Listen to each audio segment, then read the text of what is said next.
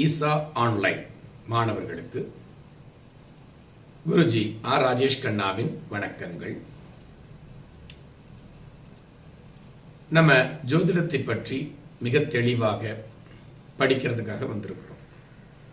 அதுவும் விஞ்ஞான ரீதியாக, வானவியல் ரீதியாக, சாஸ்திர ரீதியாக, மனோ தத்துவ ரீதியாக நம்ம இந்த ஜோதிடத்தை அணுக போறோம். ஒரு வித்தியாசமான கோணத்துல, சரியான கோணத்துல அணுக போறோம். அதுதான் நம்ம வகுப்பினுடைய தனிச்சிறப்பு அப்படிங்கிறத புரிஞ்சுக்கங்க. இந்த ஜோதிடத்தை பத்தி படிக்கிறதுக்கு முன்னாடி நம்ம ஜோதிடம் என்றால் என்ன அப்படிங்கறத பத்தி தெளிவா படித்திருக்கிறோம் பழைய பாடங்கள்ல. இப்போ இந்த பாடத்திட்டத்துல நம்ம என்ன படிக்க போறோம் அப்படின்னு பார்த்தீங்கன்னா,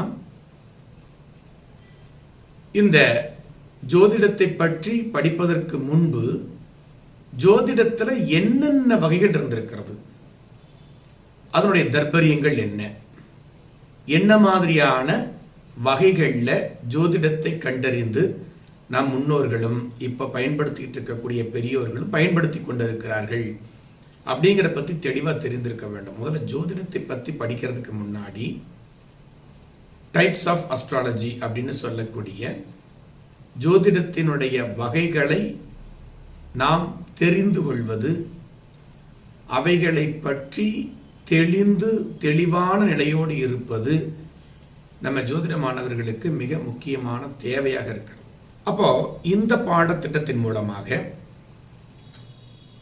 ஜோதிடத்தினுடைய வகைகள் எப்படி இருக்கிறது, ஒவ்வொரு ஜோதிட நுட்பங்களையும் நம் முன்னோர்கள் எவ்வாறு கையாண்டு நமக்கு தெளிவான பலன்களை எடுத்துரைத்திருக்கிறார்கள் அப்படிங்கிறத பொறுமையா, நிதானமா, அதே நேரத்தில் தெளிவா பார்க்க போறோம். புரியுதுங்களா?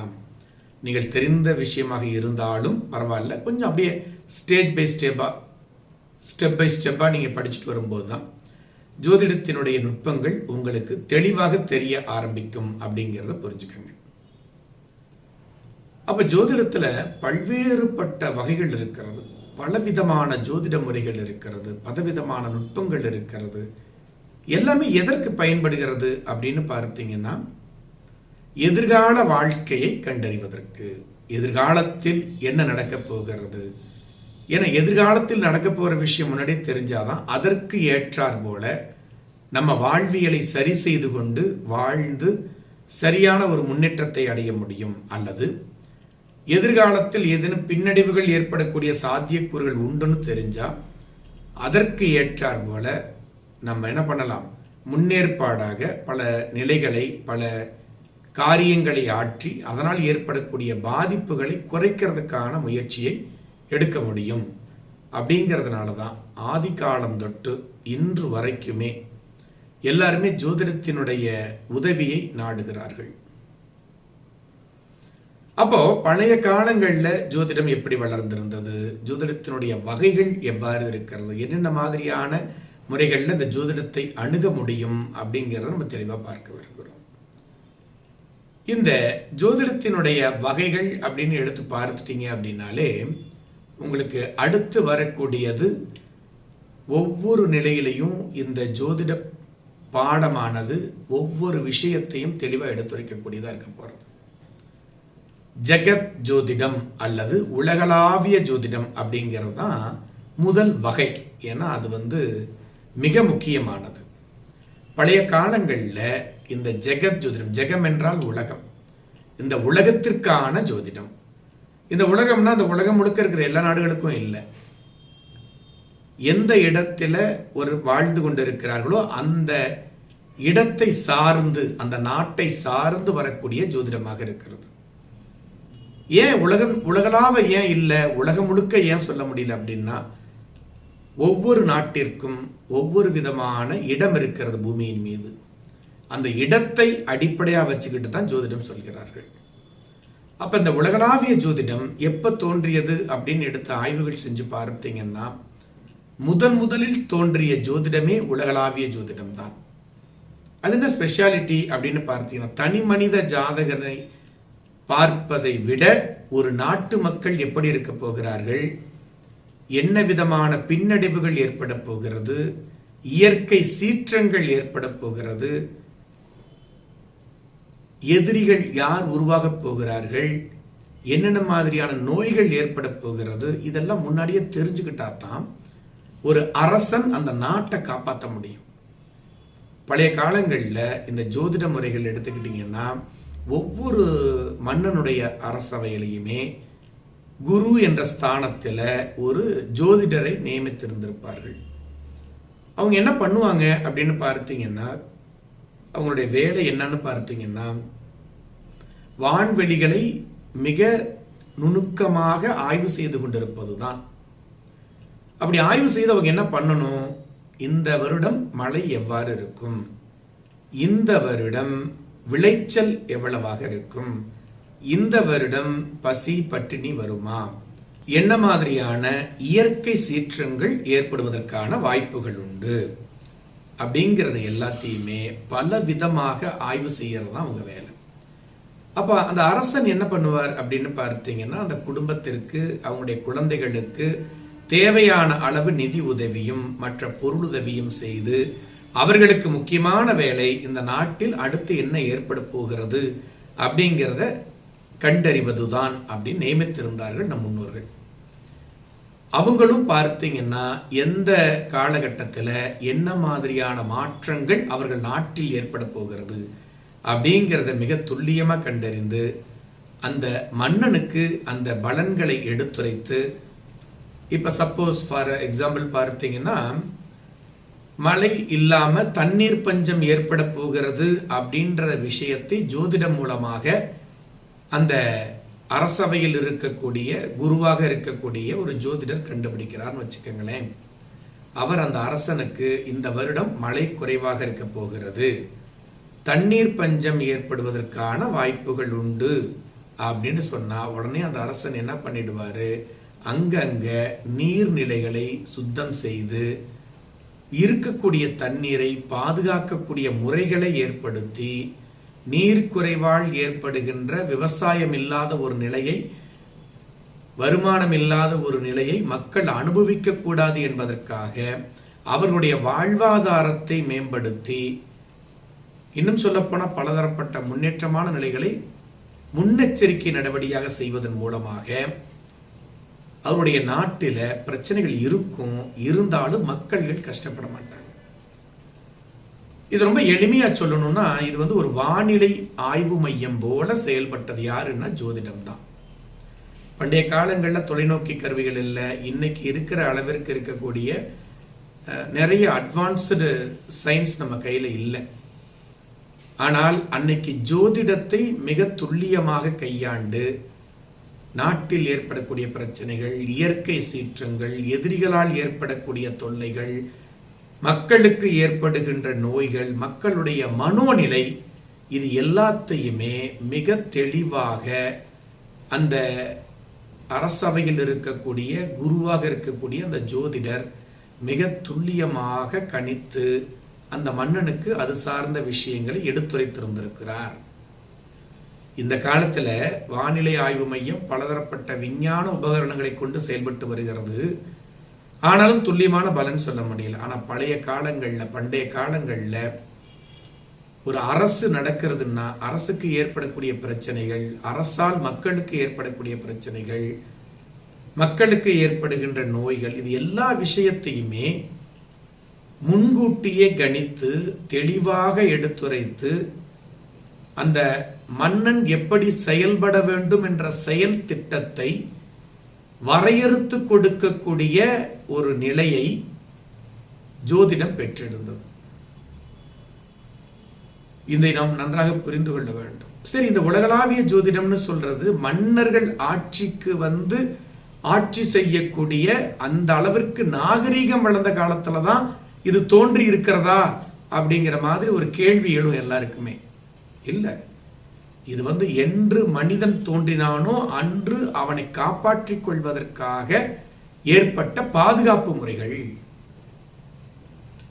ஜோதிடம் எப்ப தோன்றி இருக்க வேண்டும், எப்பொழுது முதன்மையான அந்த நட்சத்திரம் வெடித்து 400 கோடிக்கும் மேற்பட்ட நட்சத்திரங்களாக பிரிந்து அதில் சூரியன் உருவானதோ அன்னைக்கு ஜோதிடம் உருவாகிவிட்டது.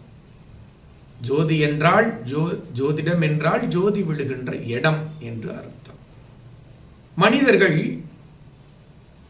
இந்த பூமியில் தோன்றிய பிறகு அவர்களுடைய வாழ்வாதாரத்தை பாதுகாத்துக் கொள்வதற்கு நிறைய தடைகளும் இடர்பாடுகளும் இருந்திருக்கிறது. என்ன அப்படின்னு பார்த்தீங்கன்னா, எதை கண்டாலும் பயம், எது என்ன செய்யும்னே தெரியாது, இதை எப்படி கையாள்வது என்று தெரியாது, எடுத்து சொல்வதற்கும் அதை புரிந்து கொள்வதற்குமான மக்கள் அங்கே இல்லை. வெயிலை பார்த்தா பயம், இருட்டை பார்த்தா பயம், மின்னலை பார்த்தா பயம், மழையை பார்த்தா பயம், மிருகங்களை பார்த்தால் பயம், இப்படி பலதரப்பட்ட ஒரு நிலைகளில் அவர்கள் எதை பார்த்தாலும் என்ன செய்வது என்று புரியாத ஒரு நிலைகளை கொண்டிருந்தார்கள். ஆனா அவர்களுக்கு எதிரே ஏற்படக்கூடிய மிருகங்கள் மற்ற விஷயங்களிலிருந்து தங்களை பாதுகாத்துக் கொள்வதற்கான வழிமுறைகள் எளிமையா இருந்துச்சு. அவர்கள் பயப்பட்ட அடுத்த விஷயம், ஏன்னா கண்ணுக்கு தெரியாம எப்ப வரும்னே தெரியாது அப்படிங்கிற மாதிரி நிலையில இயற்கை சீற்றங்கள் தான் இருந்தது. எப்ப மழை பெய்யும், எப்ப வெயில் அதிகமா இருக்கும், எப்ப இந்த மாதிரியான மாற்றங்கள் ஏற்படும் அப்படிங்கிறது புரியல. அதை கண்டு பயப்பட ஆரம்பித்தார்கள், வணங்க ஆரம்பித்தார்கள். அந்த காலகட்டங்கள்ல அந்த காட்டுமிராண்டிகளாக மனிதன் தோன்றிய காலத்தில் வாழ்ந்த காலம் தொட்டே இருந்த சில புத்திசாலி மனிதர்கள், ஏன் வானத்திலிருந்து அந்த மாதிரி வருது, ஏன் அங்கிருந்து வானத்திலிருந்து வரக்கூடிய ஒளிக்கற்றைகள் இந்த மாதிரியான மாற்றத்தை ஏற்படுத்துதுன்னு சிந்திக்க ஆரம்பித்தார்கள். அப்படி சிந்தித்து அடுத்து மழை வரப்போகிறது, அடுத்து புயல் வரப்போகிறது, அடுத்து சரியான வெப்பம் வரப்போகிறது, தண்ணி இல்லாத நிலை வரப்போகிறது அப்படிங்கிற விஷயம் எல்லாத்தையுமே முன்கூட்டியே தன்னுடைய குழுவிற்கு உரைக்க ஆரம்பித்தார்கள். அவங்க சொன்ன விஷயங்களும் சரியா இருந்தது. இது யார் உணர்த்தியது அவர்களுக்குன்னு கேட்காதீங்க, அது இயற்கை உணர்த்திய விஷயம் மனிதர்களுக்கு. ஏன்னா ஒவ்வொரு உயிருக்குமே தன்னை தற்காத்துக் கொள்வதற்கான புத்திசாலித்தனத்தையும் சக்தியையும் புத்தியையும் இறைவன் கொடுத்திருக்கிறான். அப்படி மனிதனுக்கு கொடுத்த புத்திசாலித்தனத்தை பயன்படுத்தி அவர் என்ன பண்ணிடுறாரு, எப்பொழுது மழை வரும், எப்பொழுது புயல் அடிக்கும், என்ன மாதிரியான இயற்கை சீற்றங்கள் ஏற்படும், கிரகணங்கள் ஏற்பட்டால் என்ன நிலை வரும், எப்ப ஏற்படும்ங்கிறதெல்லாம் கண்டறிய ஆரம்பித்தார்கள். அப்ப அந்த குழு என்ன பண்ணாங்கன்னா, யார் இந்த அளவிற்கு மிக துல்லியமா பலன்களை எடுத்துரைக்கிறார்களோ, அந்த குழுவை வழிநடத்துகிறார்களோ அவர்களே அந்த குழுவினுடைய தலைவன் அப்படின்னாங்க. அந்த மக்களுடைய தலைவனை முதல்ல எதை அடிப்படையாக கொண்டு தேர்ந்தெடுத்திருக்கிறார்கள், இந்த எதிர்காலத்தை கணிக்கக்கூடிய ஒரு வல்லமையை கொண்டு. அவருடைய வேலை என்ன, காலையிலிருந்து மாலை வரை வான்வெளிகளை ஆய்வு செய்து கொண்டே இருப்பதுதான். அப்படி ஆய்வு செய்து அதில் ஏற்படக்கூடிய மாற்றங்களை, அந்த வான்வெளியில் ஏற்படக்கூடிய மாற்றங்களால் ஏற்படக்கூடிய பின்னடைவுகளை, பிரச்சனைகளை தங்கள் குழுவிற்கு தெரிவித்து அவர்களை முன்னெச்சரிக்கை செய்து அவர்களை நல்வழியில் கொண்டு வர்றது அவங்களுடைய ஒரு வேலையாக இருந்தது. அதற்கு பிறகு பார்த்தீங்க அப்படின்னா, பல்வேறு இடங்கள்ல பல்வேறு குழுக்களாக வாழ ஆரம்பித்திருந்த மக்கள் 2 குழுக்கள் எப்பொழுது சந்திக்கிறதோ அப்பொழுதெல்லாம் ஒருவரை ஒருவர் தாக்கிக் கொண்டு ஒருவர் மீது பயங்கரமா மிருகங்களை போல செயல்பட்டு, எப்படின்னு பார்த்தீங்கன்னா, ஒரு குழுவில் இருக்கிற மிருகம் இன்னொரு குழுவில் இருக்கிற மிருகம் அதே இனமாக இருந்தாலும் பயங்கரமா தாக்கும். அந்த மாதிரி இந்த மனித இனம் குழுவுக்கு குழு சந்திக்கும் சமயத்திலே பயங்கரமான போரை போன்ற தாக்குதல்களை ஏற்படுத்திக் கொண்டார்கள். அதோடு மட்டுமில்லை, காட்டு விலங்குகளுடைய தாக்கமும் தாக்குதலும் அதிகமாக இருந்தது. அப்போ என்ன யோசிச்சாங்க அப்படின்னா, எப்படி நம்ம இயற்கை சீற்றங்களை கண்டறிவதற்கு, வானவெளியில் நடக்கக்கூடிய மாற்றங்களை கண்டறிந்து நமக்கு எடுத்துரைக்கிறதுக்கு எப்படி ஒருத்தரை நியமிச்சோமோ அவருக்கு கீழே இன்னொருத்தரை நம்ம நியமிக்க வேண்டும். அவர் பலசாலியாக இருக்க வேண்டும், ரொம்ப பலமிக்கவர்களாக இருக்க வேண்டும். அவர்கள்தான் எதிர் அணியை, எதிர்குழுவை தகர்த்தெறிந்து நம் குழுவை காப்பாற்றக்கூடியவராக இருப்பார். காட்டு விலங்குகள், ரொம்ப கொடுமையான விலங்குகளில் இருந்து போர் செய்து அந்த விலங்குகளை வீழ்த்தி நம் குழுவை காப்பாற்றக்கூடிய வல்லமை படைத்தவராக இருப்பார் என்று அடுத்து இன்னொருத்தரை தேர்ந்தெடுக்கிறாங்க. அவர்தான் அந்த மக்களை வழிநடத்தி செல்லக்கூடியவராக இருக்கிறார். அப்ப இயற்கை சீற்றங்கள் அப்படின்னு வந்துட்டா ஒரு தலைவன், அவருக்கு கீழே எதிரிகள் அல்லது விலங்குகள் இந்த மாதிரி வரக்கூடிய நிலைகள் இருக்கும் பொழுது அதை எவ்வாறு கையாள்வது என்பதை கண்டறிந்து தன் குழுவை காப்பாற்றக்கூடிய ஒரு நிலையை அடுத்த ஒரு நபருக்கு வழங்கி இருக்கிறார்கள் அப்படிங்கிறத புரிந்துக்கணும். இந்த நிலை இன்னைக்கு வரைக்கும் மாறிடுச்சா அப்படின்னா மாறவே இல்லை. அப்படியாப்பட்ட உருவாக்கப்பட்ட நிலைகள் தான் அந்த தலைவனாக இருந்தவர்கள் ராஜாவாகவும் மன்னர்களாகவும் இன்னைக்கு இருக்கக்கூடிய முதல் மந்திரிகளாகவும் பிரதம மந்திரிகளாகவும் இருக்கிறார்கள். யார் இந்த நாட்டை காப்பாற்றக்கூடிய ஒரு நிலையில் மிருகங்களிலிருந்து அந்த மக்களை காப்பாற்றக்கூடிய ஒரு நிலையில் இருக்கிறார்களோ அவர்கள் இன்றைய தளபதிகளாக இருக்கிறார்கள், இராணுவமாக இருக்கிறார்கள். இது இப்பொழுது தோன்றியதல்ல. மனித இனம் எப்பொழுது தோன்றி கொஞ்சம் சிந்திக்க ஆரம்பித்ததோ அப்பவே தோன்றிய நிலை. அப்புறம் என்ன ஆரம்பிச்சாங்க, எப்பவுமே உடல் பலம் தானே வெல்லும் அப்படின்ற நிலை வரும் பொழுது யார் பலசாலியாக இருக்கிறார்களோ அவர்களே நாட்டை ஆள தக்கவர்களாக இருக்கிறார்கள்னு மாறி போயிடுச்சு. அப்ப என்ன பண்ணாங்க, இந்த வானவியல் விஞ்ஞானம் அல்லது சாஸ்திரம் இதெல்லாம் படிச்சு கண்டறிந்து மன்னனை வழிநடத்தக்கூடிய ராஜகுருக்களாக இந்த ஜோதிடம் பயின்றவர்களை வைத்துக் கொண்டார்கள்.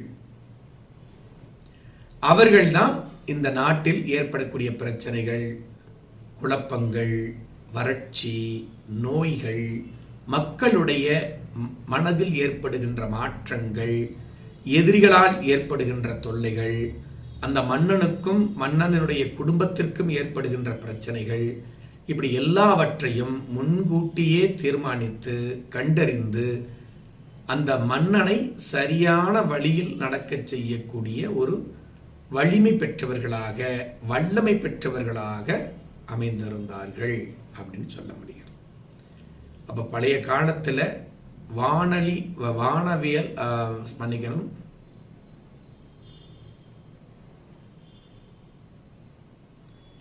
பழைய காலங்கள்ல வானிலை ஆய்வு மையங்களாக திகழ்ந்த, முன்கூட்டியே வரக்கூடிய இயற்கை சீற்றங்களை முன் அறிவிக்கக்கூடிய ஒரு தூய்மையான உன்னதமான பணியை ஜோதிடர்களே செய்திருக்கிறார்கள். அதற்கு அவர்கள் பயன்படுத்திய யுக்திதான் முண்டேன் அஸ்ட்ராலஜி அப்படின்னு சொல்லக்கூடிய உலகளாவிய ஜோதிடம். வான்வெளியை பார்த்துட்டே இருப்பாங்க, வானத்தில் ஏதேனும் மாற்றங்கள் தென்படுகிறதா, புதிய கோள்கள் தென்படுகிறதா அப்படின்னு பார்த்துட்டே இருப்பாங்க. அப்ப வான்வெளியில மாற்றங்கள் ஏற்படுவதை வைத்து அந்த வான்வெளியில் ஏற்படக்கூடிய மாற்றங்கள் மன்னனுக்கும் அந்த நாட்டு மக்களுக்கும் நன்மை பயக்குமா அல்லது தீமைகளை கொடுக்குமாங்கிறது மிக தெளிவாக எடுத்துரைத்திருக்கிறார்கள். இன்னைக்கும் பார்த்தீங்கன்னா நிறைய பஞ்சாங்கங்கள், நிறைய ஜோதிடர்கள் முன்கூட்டியே இந்த உலகத்தில் நடக்கக்கூடிய அத்துணை விதமான விஷயங்களையும் எழுதி வைத்திருந்திருக்கிறார்கள், உரைக்கக்கூடியவர்களாகவும் இருக்கிறார்கள்.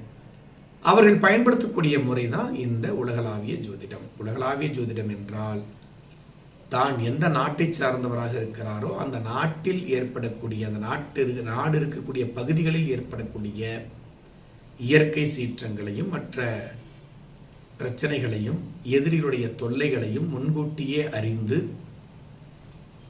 மன்னனையும் மன்னன் சார்ந்தவர்களையும் வழிநடத்தக்கூடிய ஒரு நிலையில் ஜோதிடம் இருந்திருக்கிறது. இப்படி இன்னமும் இருக்கிறது முண்டேன் அஸ்ட்ராலஜி. ஆனால் அதில் அதிகமாக டெவலப்மெண்ட்ஸ் இல்லை. என்ன காரணம், எல்லாருமே பழைய காலங்களில் பார்த்தீங்கன்னா மன்னர்கள் பொன்னும் பொருளும் கொடுத்து அவங்க குடும்பத்தை காப்பாத்தி நீங்க நாட்டுக்காக நாட்டுல என்ன நடக்க போகுதுன்னு சொல்லுங்க அப்படின்னு சொன்னாங்க.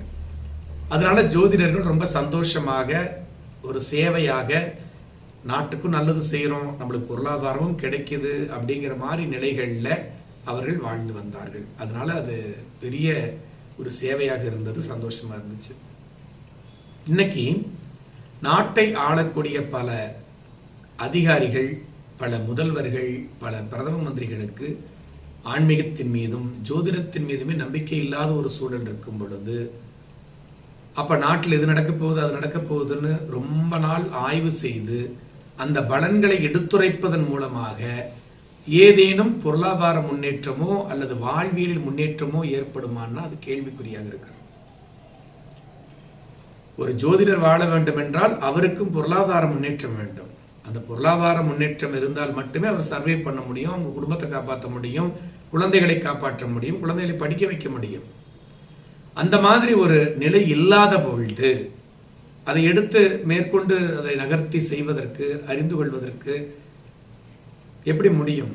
அப்போ இந்த காலத்துல அரசுகளும் அரசு அதிகாரிகளும் ஜோதிடத்தின் மீது இருக்கின்ற பின்னடைவுகளையும் அதோடு மட்டுமல்லாம அது மேல் நம்பிக்கை இல்லாத ஒரு தன்மையையும் கொண்டிருந்ததுனால அடுத்து என்ன நிகழப்போகிறது என்பதை தெரிந்து கொள்ளக்கூடிய, எடுத்து சொல்லக்கூடிய அந்த முண்டேன் அஸ்ட்ராலஜி என்ற உலகளாவிய ஜோதிடத்தை வளர விடாமல் அது சார்ந்த விஷயங்களை நம்பாமல் நாட்டில் மக்களையும் தங்களையும் துன்பப்படுத்திக் கொள்கிறார்கள் அப்படிங்கிறதான் உண்மை. வானிலை ஆய்வு மையத்திற்கு எவ்வளவு செலவு பண்றாங்களோ அதற்கு இணையான செலவினத்தை ஒரு சிறந்த ஒரு 10-15 அஸ்ட்ராலஜர்ஸை செலக்ட் பண்ணி அவங்க டியூட்டி என்னன்னா மார்னிங் டு ஈவினிங் எவ்ரிடே என்ன பண்ணணும், வானவியலை சுத்தமா ஆய்வு செய்து நாட்டில் என்னென்ன மாதிரி பிரச்சனைகள் ஏற்படுங்கிறத அறிந்து, என்ன மாதிரி பஞ்சங்கள் ஏற்படுங்கிறத அறிந்து,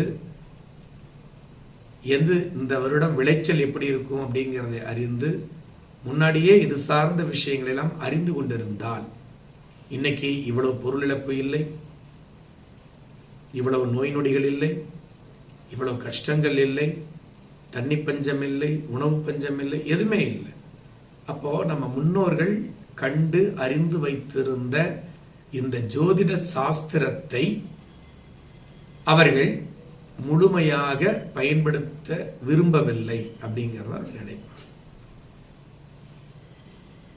அவர்கள் ஜோதிடத்தை முழுமையாக நம்பிக்கையோடு செய்து ஆய்வுகள் மேற்கொண்டிருந்தால் அத்துணை விதமான பிரச்சனைகளையும் தீர்த்திருக்க முடியும். இது சார்ந்த விஷயங்கள் தான் உங்களுக்கு முண்டேன் அஸ்ட்ராலஜின்னு சொல்லக்கூடிய ஜெகத் ஜோதிடம் அப்படின்னு அழைக்கக்கூடிய ஒரு வகையாக இருக்கிறது.